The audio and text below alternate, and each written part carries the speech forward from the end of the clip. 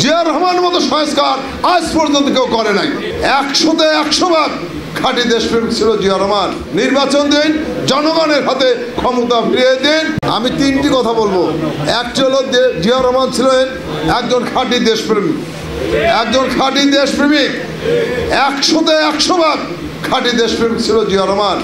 যদি 1 ভাগও কম থাকে সে কিন্তু দেশপ্রেমিক হতে পারে না।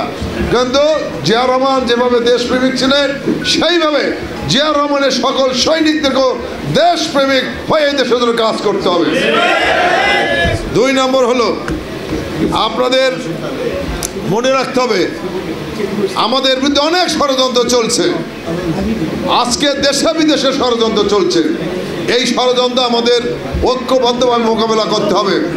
আজকে অনেকেই সংস্কারের কথা বলছেন।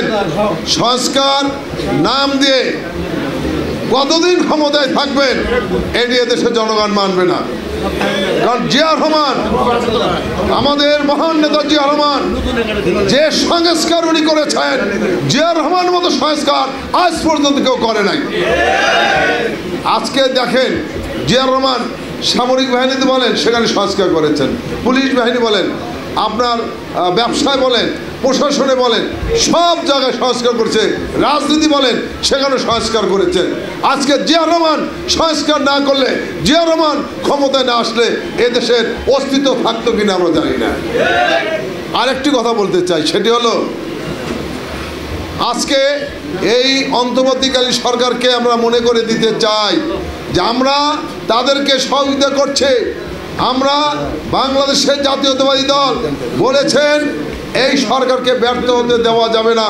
আমাদের বিএনপির ভারপ্রাপ্ত চেয়ারম্যান দেশনায়ক তারেক রহমান বলেছে এই সরকার কোনো অবস্থায় ব্যর্থ হলে দেশ ব্যর্থ হয়ে যাবে, এই সরকারকে ব্যর্থ হতে দেওয়া যাবে না। কিন্তু বলতে চাই আপনারা আকাশ সম পাহাড় সম আপনারা জনসমর্থন নিয়ে ক্ষমতা এসেছেন।